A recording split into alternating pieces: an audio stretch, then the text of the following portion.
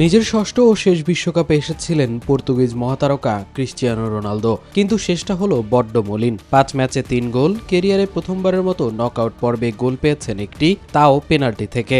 Knockout পেরোলেও পর্তুগালকে শেষ 16-র বাধা পার করাতে পারেননি CR7। অশ্রুসিক্ত নয়নে বিদায় নিতে হয়েছে স্পেনের কাছে 1-0 গোলের পরাজয় নিয়ে। ঝড়টা কেবল রোনালদোর উপর দিয়ে যায়নি, মাঝমাঠের ভরসা ব্রুনো ফার্নান্দেজও হয়েছেন চরম ব্যর্থ। 5 ম্যাচে কোনো গোল নেই, অ্যাসিস্ট মাত্র একটি। এতটাই তোপের মুখে পড়েছেন যে বন্ধ করতে হয়েছে সামাজিক যোগাযোগ মাধ্যমের কমেন্ট বক্স।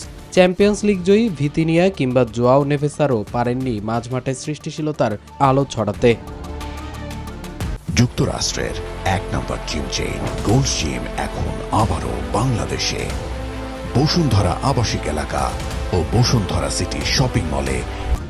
দীর্ঘশ্বাস জমেছে জার্মান শিবিরেও। কুরাসাওকে 7-1 গোলে উড়িয়ে আসর শুরু করলেও দ্রুতই জং ধরে জার্মান যন্ত্রে। মাঝমাঠের প্রাণভোমরা 23 বছর বয়সী জামাল মুসিয়ালা 4 ম্যাচে করেছেন মাত্র 1 গোল। পাসিংয়ের সাফল্য নেমে আসে 80%। ফলে প্যারাগুয়ের বিপক্ষে গুরুত্বপূর্ণ ম্যাচে তাকে বসতেই হয় সাইড বেঞ্চে।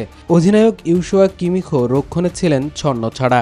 4 ম্যাচে জার্মানি হজম করেছে 5 গোল। প্যারাগুয়ের কাছে টাইব্রেকারে 3-4 গোলের হার নিয়ে বিদায় নেয় তারা। উরুগুয়ের আশা ছিল মিডফিল্ডার ফেদ্রিকো ভালভার্দে ভালো কিছু করবেন। কোচ মার্সেলো বিয়েলসা তাকে 3 ম্যাচেই রেখেছিলেন একাদশে, কিন্তু তিনি করতে পারেননি একটিও গোল, এমনকি নেই কোনো অ্যাসিস্টও। নকআউটে যেতে স্পেনের বিপক্ষে বাঁচা মরার ম্যাচে কোচ তাকে উঠিয়ে নেন 60 মিনিটে। কোচের সঙ্গে তার ঝামেলা বিশ্বকাপের শুরু থেকেই। বিশ্বকাপে ব্যর্থ হওয়ায় সমর্থকদের দুয়োধ্বনিও শুনতে হয়েছে তাকে। মামুনুর রহমান, নিউজ 24।